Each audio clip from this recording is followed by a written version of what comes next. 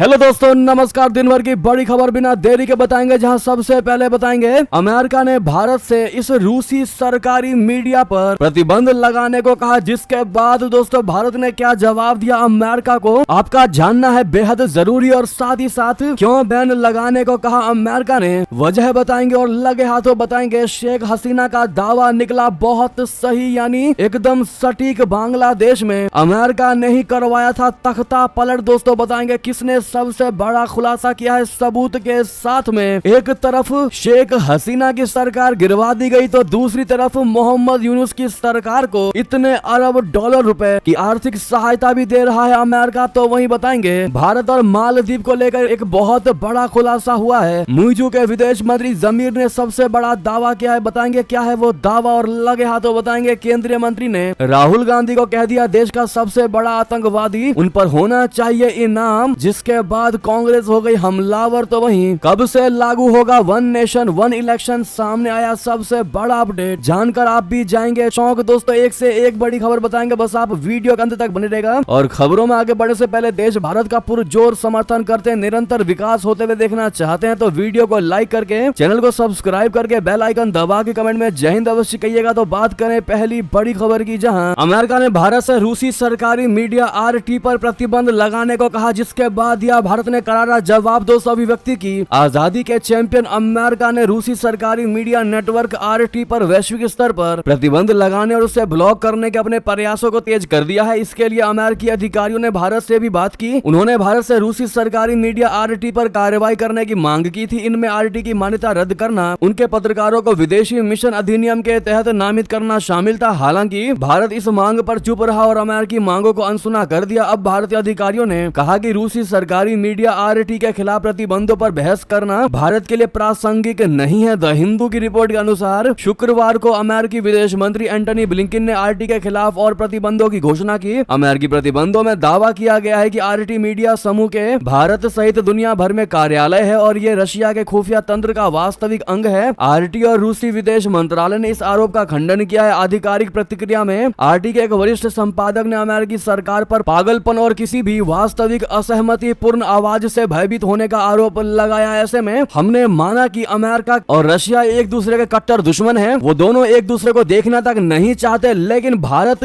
और रशिया के संबंध ऐसे हैं जैसे कि जय और वीरू की जोड़ी। और अब ऐसे सिचुएशन में जब व्लादिमीर पुतिन ने यहाँ तक कह दिया है कि अगर युद्ध कोई समाप्त करवा सकता है हमारा और यूक्रेन का, तो वो है भारत। ऐसे में अमेरिका जैसा जो डबल स्टैंडर्ड फॉलो करता हो, दोगला हो, उसकी बात भारत रशिया जैसे दोस्त के लिए कैसे मान ले, इस पर आपकी राय तो बनती है दोस्तों। और कभी ना कभी आपने RT चैनल जरूर देखा होगा इंडिया में भी, तो अपनी राय अवश्य दीजिएगा। तो वहीं आपको बता दें शेख हसीना का दावा एकदम सही, बांग्लादेश में अमेरिका ने ही करवाया था तख्ता पलट। सीक्रेट दस्तावेज से बहुत बड़ा खुलासा, बिग ब्रेकिंग न्यूज। बता दें शेख हसीना को बांग्लादेश के प्रधानमंत्री पद से हटाने की योजना के पीछे अमेरिका का हाथ था। इसका पता एक अमेरिकी सरकार के एक सीक्रेट दस्तावेज से चलता है जो अब सार्वजनिक हुआ है। इस दस्तावेज के मुताबिक शेख हसीना को बांग्लादेश की प्रधानमंत्री पद से हटाने की योजना 2019 में ही शुरू हो गई थी। बस एक उचित अवसर का इंतजार किया जा रहा था। इस पूरी योजना की देखरेख करने वाले वरिष्ठ अमेरिकी अधिकारियों में क्रिस मर्फी, सुमोना गुहा, डोनाल्ड लू, सारा मार्गन और फ्रांसिस्को बेन कोज़मे शामिल थे। खुद शेख हसीना ने भी अमेरिका पर खुद को सत्ता से हटाने का आरोप लगाया था, लेकिन उस वक्त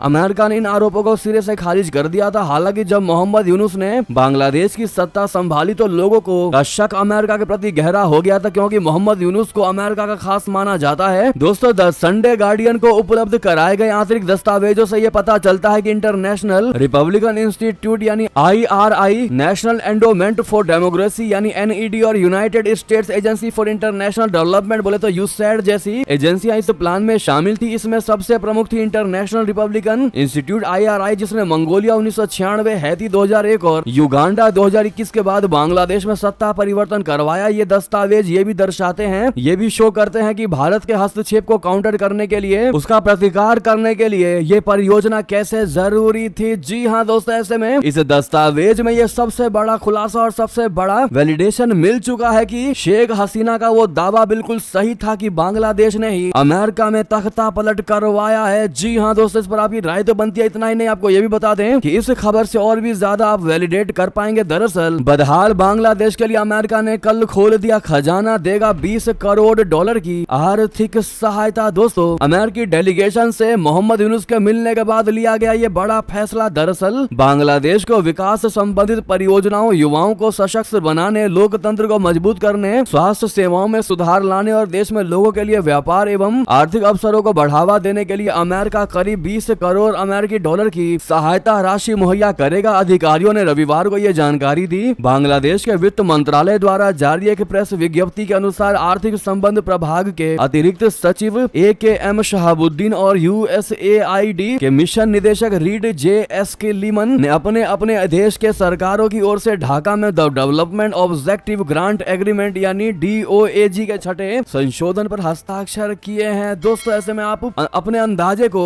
सटीकता में बदल सकते हैं कि अमेरिका ने ही बांग्लादेश में तख्ता पलट करवाया होगा। एक तरफ शेख हसीना को हटाया गया और दूसरी तरफ यूनुस को सशस्त्र बनाने के लिए, यूनुस सरकार को मजबूत बनाने के लिए डॉलर की राशि सहायता में दे रहा है अमेरिका। तो वहीं आपको सबसे बड़ी खबर बता दें, मुजू के विदेश मंत्री जमीर का बड़ा दावा, भारत और मालदीव ने दूर कर ली गलत फहमियां। दोस्तों भारत और मालदीव के बीच लंबे समय से चल रहे तनावों के बीच मालदीव के विदेश मंत्री मूसा जमीर ने सबसे बड़ा दावा किया है। मूसा जमीर का कहना है कि राष्ट्रपति मोहम्मद मुइजू के नेतृत्व वाली सरकार के शुरुआती दिनों में भारत मालदीव संबंध कठिन दौर से गुजरे, लेकिन उन्होंने जोर देकर कहा कि दोनों देशों ने अब गलत फहमियां दूर कर ली हैं। जमीर ने शुक्रवार को श्रीलंका की यात्रा के दौरान यह टिप्पणी की। उन्होंने चीन और भारत सहित अन्य प्रमुख सहयोगियों के साथ अच्छे रिश्ते कायम करने के महत्व पर जोर दिया। जमीर ने कहा कि भारत के साथ संबंधों में चुनौतियों का सामना करना पड़ा, खास तौर पर मालदीव से भारतीय सैनिकों की एक छोटी टुकड़ी हटाने के राष्ट्रपति मुइजू के अभियान के बाद से। तो वहीं आपको बता दें, केंद्रीय मंत्री ने राहुल गांधी को कहा देश का सबसे बड़ा आतंकवादी, कहा उन पर होना चाहिए इनाम। दोस्तों कुछ घंटे पहले केंद्र की नरेंद्र मोदी सरकार के सूक्ष्म, लघु एवं मध्यम उद्यम मंत्री जीतन राम मांझी ने संसद में विपक्ष के नेता राहुल गांधी को विभीषण कहा था और अब रेल राज्य मंत्री रवनीत सिंह बिट्टू ने उन्हें देश का सबसे बड़ा आतंकवादी करार दिया है। बिट्टू बिहार दौरे पर है और ये बातें उन्होंने भागलपुर में कही। रेल राज्य मंत्री रवनीत सिंह बिट्टू ने कहा कि जो देश के सबसे बड़े वांटेड हैं, जो राहुल गांधी ने बयान दिया है वही बयान पहले ये वांटेड देते थे जो अभी राहुल गांधी दे रहे हैं। जो गोला बारूद बंदूक बनाने में माहिर है, उन लोगों ने राहुल गांधी के बातों को सराहा है और उनकी बातें राहुल गांधी ने कही हैं। जो देश के दुश्मन है, जो देश को उड़ा देने की कोशिश करते हैं, जहाज को और ट्रेन को उड़ाने की कोशिश करते हैं, जब वो लोग राहुल गांधी के इस कोर्ट में आ गए तब आप अंदाजा लगा लीजिए कि देश के नंबर 1 आतंकवादी का इनाम अगर होना चाहिए, ये देश की एजेंसी को जो सबसे बड़े आतंकवादी को पकड़ के लाना चाहिए, वो आज राहुल गांधी हैं। दोस्तों अमेरिका में राहुल गांधी ने आरक्षण, संविधान और बेरोजगारी सहित कई मुद्दों को लेकर प्रधानमंत्री नरेंद्र मोदी और केंद्र सरकार की आलोचना की। अमेरिका ने उनके बयानों पर भारत में जमकर प्रतिक्रिया हुई। इस मसले पर सूक्ष्म, लघु एवं मध्यम उद्यम मंत्री जीतन राम मांझी ने कहा कि कोई भी देशभक्त विदेशी धरती पर जाकर जनता की चुनी गई सरकार पर अभद्र टिप्पणी नहीं कर सकता। उन्होंने कहा कि राहुल गांधी का बयान एक देशद्रोही बयान है, इसीलिए उनके ऊपर मुकदमा दर्ज होना चाहिए। फिर उन्होंने राहुल गांधी को ललकारते हुए कहा कि नरेंद्र मोदी के रहते किसी राहुल गांधी की हैसियत नहीं कि देश में आरक्षण को खत्म कर दे। जी हाँ, रेल राज्य मंत्री रवनीत सिंह बिट्टू ने क्लियर कहा कि राहुल गांधी को पता ही नहीं है गरीबों का असली दर्द होता क्या है। अब ऐसे में दोस्तों, ऐसे समय जब भारत की बुराई करते नजर आए हैं, भारत पर कटाक्ष करते नजर आए हैं राहुल गांधी अमेरिका के टेक्सास में, और अब केंद्रीय मंत्री ने जो राहुल गांधी को लेकर देश का सबसे बड़ा आतंकवादी करार दिया है, इस पर आपकी राय तो बनती है। दोस्तों आप क्या कहना चाहेंगे राहुल गांधी पर इस तरह के टिप्पणी को लेकर? तो वहीं आपको बता दें, ड्रैगन से विवाद पर इस पाकिस्तानी ने कह दी ऐसी बड़ी बात, कहा भारत ने चीन को LAC से खदेड़ा। दोस्तों अब पाकिस्तानी भी भारत के फैन होते नजर आ रहे हैं। भारतीय विदेश मंत्री डॉक्टर जयशंकर जी ने गुरुवार को जेनेवा में चीन और भारत के रिश्तों के बारे में कहा कि भारत चीन की सेना के बीच 75% मिलिट्री डिसएंगेजमेंट का काम पूरा हो चुका है, जिसके एक दिन बाद ही चीनी विदेश मंत्रालय की ओर से बयान आया कि बीते सालों में भारत चीन सीमा पर वेस्टर्न सेक्टर में दोनों देश की सेनाओं ने 4 इलाकों से वापसी कर ली है। इस पर अब पाकिस्तानी लोगों ने भारत के प्रति अपना राय रखा है। Pakistani YouTuber channel real entertainment की रिपोर्ट के अनुसार भारत ने चीन को सीमा से खदेड़ दिया है। अब पाकिस्तानी लोगों का कहना है कि चीन को अब पता चल गया है कि इंडिया अब पहले वाला इंडिया नहीं रहा। अब चीन भारत पर दबाव डालकर अपनी बात नहीं मनवा सकता। पिछले 3 सालों से चीन ने लद्दाख के पीक पॉइंट पर PLA तैनात कर दिया। इस पर भारत ने भी अपनी फौज सामने कर दी। दोस्तों ऐसे में पाकिस्तानी भी भारत का लोहा मानते नजर आ रहे हैं और मान रहे हैं कि चाइना को भारत जब चाहे तब उसी के अंदाज में और उससे बेटर ही जवाब दे सकता है। तो इस पर आपकी राय तो बनती है। दोस्तों वहीं आपको बता दें, सोशल मीडिया पोस्ट मामले में एक्शन पर भड़के इमरान खान खान कहा नहीं डरेगी पीटीआई पार्टी, करेंगे देश व्यापी विरोध। जी हां, पाकिस्तान के पूर्व प्रधानमंत्री इमरान खान सत्तारूढ़ दल पाकिस्तान मुस्लिम लीग नवाज को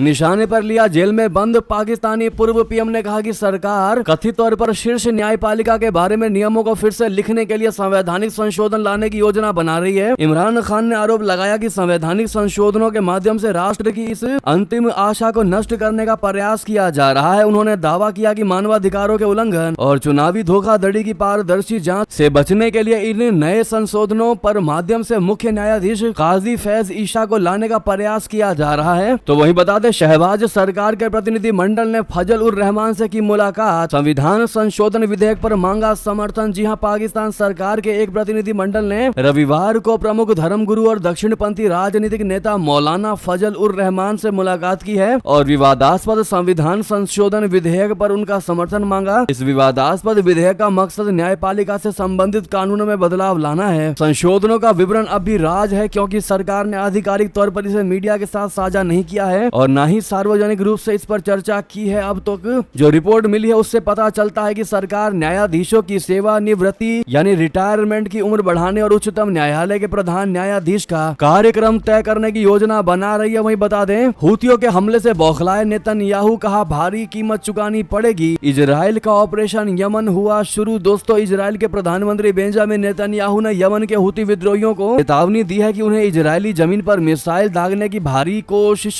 की कीमत चुकानी पड़ेगी। इजरायली डिफेंस फोर्सेज IDF के अनुसार रविवार सुबह स्थानीय समय अनुसार सुबह 6 बजे यमन से इजराइल की ओर मिसाइल को लॉन्च किया गया था। हालांकि ये मिसाइल संभवतः हवा में ही टुकड़े टुकड़े हो गई थी। ये मिसाइल मध्यम इजराइल में एक खुले क्षेत्र में गिरी जिसमें किसी के हताहत होने की सूचना नहीं है। तो वही बता दें, हिजबुल्लाह के बाद हूतियों ने इजराइल पर किया मिसाइली अटैक, फेल हुआ एयर डिफेंस सिस्टम। दोस्तों, इजराइल की राजधानी तेल अवीव पर यमन के हूती विद्रोहियों ने लंबी दूरी की बैलिस्टिक मिसाइल से जबरन हमला किया। इस हमले में Israeli air defence system iron dome भी नाकाम हो गया और मिसाइल मध्यम इजराइल में जा गिरी। इसके बाद वहां सायरन बजने लगे जिसमें बेन गुरियन अंतर्राष्ट्रीय हवाई अड्डा भी शामिल है। सायरन बजने के बाद लोग सुरक्षित जगहों की ओर भागते नजर आए। हर तरफ अफरा तफरी मच गई है। दोस्तों, वही बता दें, भारत के पास दो परमाणु पनडुब्बियां अरिहंत और अरिघात, लेकिन फिर भी चीन के मुकाबले नौसेना के साजो सामान हथियारों पर बराबर क्यों नहीं अपना भारत। बता दें, भारत की दूसरी परमाणु शक्ति संचालित बैलिस्टिक मिसाइल पनडुब्बी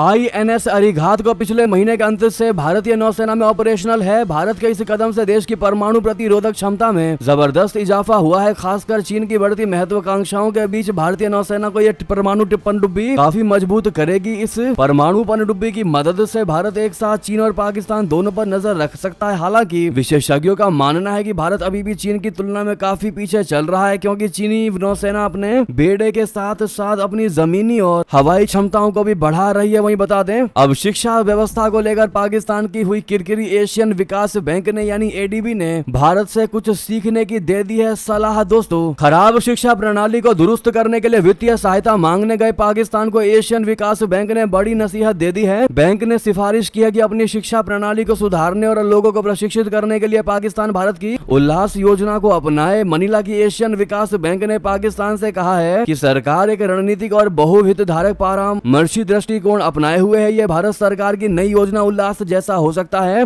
बैंक ने कहा कि उल्लास योजना गुणवत्ता पूर्ण शिक्षा के लिए संघीय और प्रांतीय दोनों सरकारों के सहयोग पर जोर देती है। पाकिस्तान भी ऐसी योजना अपनाकर शिक्षा क्षेत्र में सफलता हासिल कर सकता है। वहीं बता दें, फिर यूक्रेन को मदद देगा अमेरिका, आगे की रणनीति के लिए बाइडेन करेंगे जेलेंस्की से मुलाकात। दोस्तों, रूस और यूक्रेन के बीच पिछले 2.5 साल से तनाव जारी है। इस बीच अमेरिका एक बार फिर यूक्रेन की सहायता के लिए आगे बढ़ा है। राष्ट्रपति बाइडेन की प्रशासन ने बताया कि अमेरिका एक बार फिर आगामी हफ्तों में यूक्रेन को एक बड़ा सहायता पैकेज भेजने की तैयारी कर रहा है। व्हाइट हाउस की राष्ट्रीय सुरक्षा सलाहकार जैक सुलिवन ने शनिवार को बताया है कि राष्ट्रपति बाइडेन इस महीने यूक्रेनी राष्ट्रपति व्लादिमीर जेलेंस्की से मुलाकात करने वाले हैं। जैक सुलिवन ने कहा कि इस संघर्ष में सफलता के लिए हमें एक व्यापक रणनीति की आवश्यकता है। राष्ट्रपति जेलेंस्की का कहना है कि वो यही कर रहे हैं। उन्होंने कीव में याल्टा यूरोपियन रणनीति सम्मेलन में वीडियो लिंक के जरिए ये टिप्पणी की। तो वहीं आपको बता दें, जम्मू कश्मीर चुनाव को लेकर खबर, अमित शाह प्रचार के आखिरी दिन आज 3 रैलियां करने वाले हैं। दोस्तों, केंद्रीय गृह मंत्री अमित शाह जी जम्मू कश्मीर विधानसभा चुनाव के पहले चरण के लिए प्रचार के आखिरी दिन यानी आज सोमवार को चिनाब घाटी में 3 जनसभाओं को संबोधित करेंगे। भारतीय जनता पार्टी के एक नेता ने रविवार को जानकारी दी। चिनाब घाटी के डोडा, किश्तवाड़ा और रामबन जिलों तथा दक्षिण कश्मीर के अनंतनाग, पुलवामा, कुलगाम और शोपियां जिलों में फैली 24 विधानसभा सीटों के लिए पहले चरण में 18 सितंबर को मतदान होगा। क्या लगता है दोस्तों आपको, क्या जम्मू कश्मीर में भाजपा रंग ला पाएगी? तो वहीं बता दें, नाइजीरिया में सबसे बड़ा हादसा, नाव पलटने से 41 लोगों की मौत की खबर। दोस्तों नाइजीरिया के उत्तर पश्चिमी राज्य जामफारा में शनिवार को एक नाव के पलट जाने से कम 41 लोगों की मौत हो गई है, जो कि किसान थे। वहीं 12 अन्य को रेस्क्यू कर्मियों ने बचा लिया। तो वहीं बता दें, आर्थिक संकट से उबर रहे श्रीलंका में राष्ट्रपति चुनाव, आखिर कौन जीतेगा ये इलेक्शन, भारत से कैसे रहने वाले हैं संबंध। बता दें, श्रीलंका में राष्ट्रपति चुनाव 21 सितंबर 2024 को होना है। पिछली बार प्रत्यक्ष राष्ट्रपति चुनाव 2019 में हुए थे। वर्तमान राष्ट्रपति रानिल विक्रमसिंघे फिर से चुनाव जीतने की कोशिश कर रहे हैं, जिससे वे 2015 में महिंदा राजपक्षे के बाद लगातार 2 बार राष्ट्रपति बनने वाले पहले नेता बन गए हैं। हालांकि चुनाव के लिए सबसे आगे विपक्ष के नेता साजिद प्रेमदासा चल रहे हैं, जो समागी जन बाला वैगया से है, और नेशनल पीपुल्स पावर यानी एनपीपी के सांसद अनुराग कुमारा दिशा नायके है। दोस्तों प्रमुख उम्मीदवार रानिल विक्रमसिंघे है, और जो निर्दलीय उम्मीदवार के तौर पर चुनाव लड़ रहे हैं, और श्रीलंका पोडुजना पेरामुना से नमल राजपक्षे चुनावी मैदान में है। दोस्तों वही बता दें, चीन के तीसरे एयरक्राफ्ट कैरियर फुजियान से उड़ान भरेंगे स्टील्थ लड़ाकू विमान J-35 का कर रहा टेस्ट। दोस्तों चीन अपने तीसरे एयरक्राफ्ट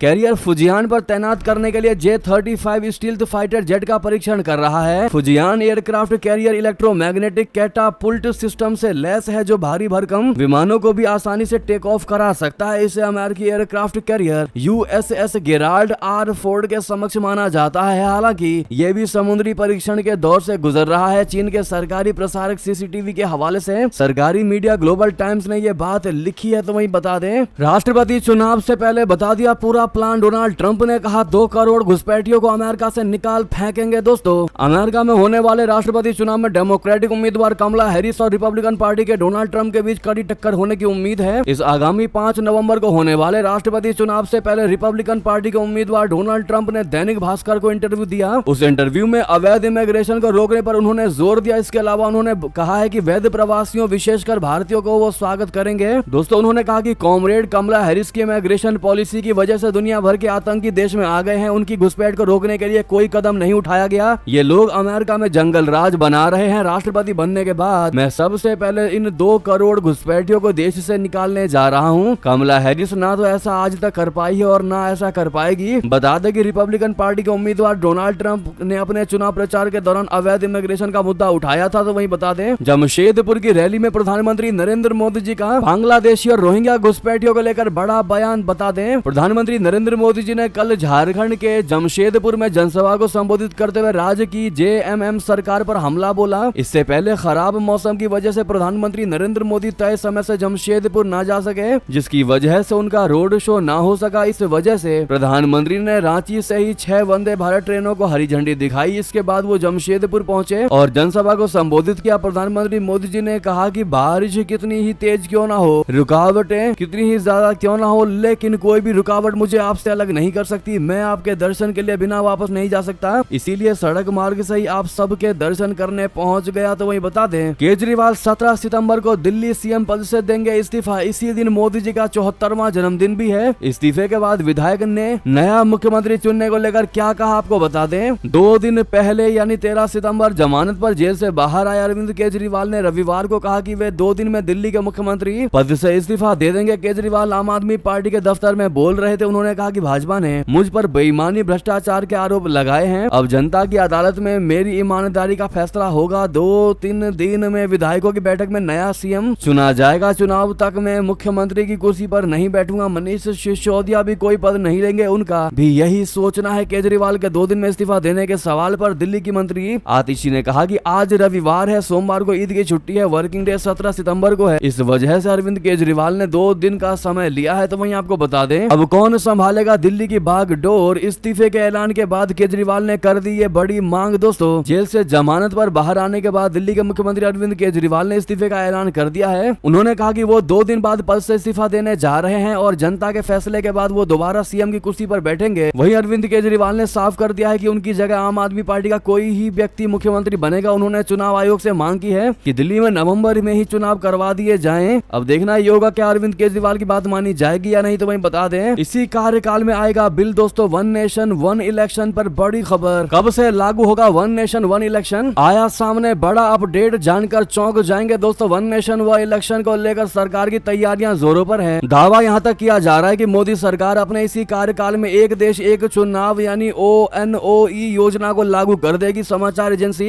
PTI ने रविवार को सूत्रों के हवाले से यह जानकारी की पुष्टि की है। गौर करने वाली बात यह है कि यह रिपोर्ट प्रधानमंत्री मोदी के तीसरे लगातार कार्यकाल के पहले 100 दिनों से पहले आई है। प्रधानमंत्री मोदी ने अपने चुनावी अभियान में बार बार ये दोहराया था कि उनके तीसरे कार्यकाल में कुछ अहम निर्णय लिए जाएंगे। सूत्रों की माने तो समानांतर चुनाव निश्चित रूप से इस कार्यकाल के दौरान लागू किया जाएगा। सरकार को भरोसा है कि इस सुधारात्मक कदम को अलग अलग पार्टियों का समर्थन प्राप्त होगा। भाजपा ने NDA के पहले 2 कार्यकालों के दौरान अपने दम पर बहुमत हासिल किया था। दोस्तों वहीं बता दें, अनिल विज ने CM की कुर्सी पर ठोका दावा, कहा मैं सबसे सीनियर, बदल दूंगा हरियाणा की तस्वीर। दोस्तों हरियाणा विधानसभा चुनाव को लेकर राजनीतिक रस्साकशी लगातार बढ़ती जा रही है। इसी कड़ी में पूर्व कैबिनेट मंत्री और अंबाला छावनी से विधायक अनिल विज ने मुख्यमंत्री पद पर दावा ठोक दिया है। रविवार को उन्होंने कहा कि भाजपा में सबसे सीनियर होने के नाते मैं ये मांग रखूंगा कि अगर पार्टी सत्ता में आए तो उन्हें CM बनाया जाना चाहिए। 6 बार विधायक रहे विज इस बार अंबाला कैंट से चुनावी ताल ठोक रहे हैं। चुनाव कार्यालय में मीडिया को संबोधित करते हुए उन्होंने अपने कार्यकाल का रिपोर्ट कार्ड पेश किया, साथ ही अपनी इच्छा भी जाहिर कर दी। तो वहीं बता दें, डॉक्टरों के प्रदर्शन पर TMC विधायक का विवादित बयान, कहा गाने नाचने से कोई आंदोलन सफल नहीं होता। दोस्तों तृणमूल कांग्रेस के विधायक तपस चटर्जी ने रविवार को डॉक्टरों के आंदोलनों पर विवादित टिप्पणी की, जिससे विवाद और ज्यादा खड़ा हो गया। चटर्जी ने कहा कि सिर्फ तालियां बजाना और संगीत पर नाचना किसी आंदोलन को सफल नहीं बना सकता। एक सच्चे आंदोलन में अधिक और गंभीर गतिविधियां होनी चाहिए। तो वहीं बता दें, CM एकनाथ शिंदे ने जताई संभावना, बताया महाराष्ट्र में कब होंगे विधानसभा चुनाव। दोस्तों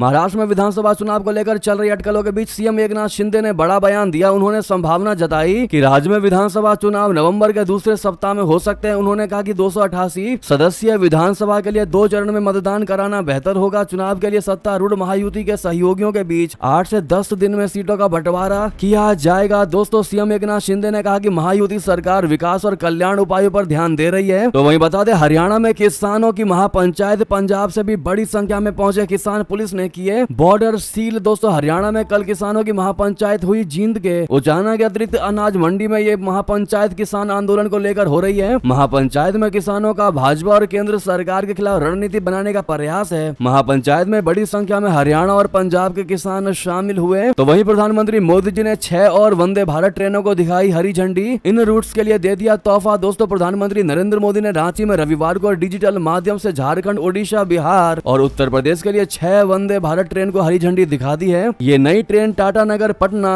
ब्रह्मपुर से टाटानगर, रावरकेला से हावड़ा, देवघर से वाराणसी, भागलपुर से हावड़ा और गया हावड़ा मार्गों पर चलेंगी। दोस्तों इसी बीच ये देवी की सारी बड़ी खबरें, आपको हमारी खबर कैसी लगी? आशा करता हूँ बहुत अच्छी लगी होगी। थोड़ी भी अच्छी लगी तो वीडियो को लाइक करके, चैनल को सब्सक्राइब करके, बेल आइकन दबा के कमेंट में जय हिंद अवश्य कह दीजिएगा। मिलता अगली बड़ी खबर में। दोस्तों वीडियो को शेयर करना मत भूलिएगा।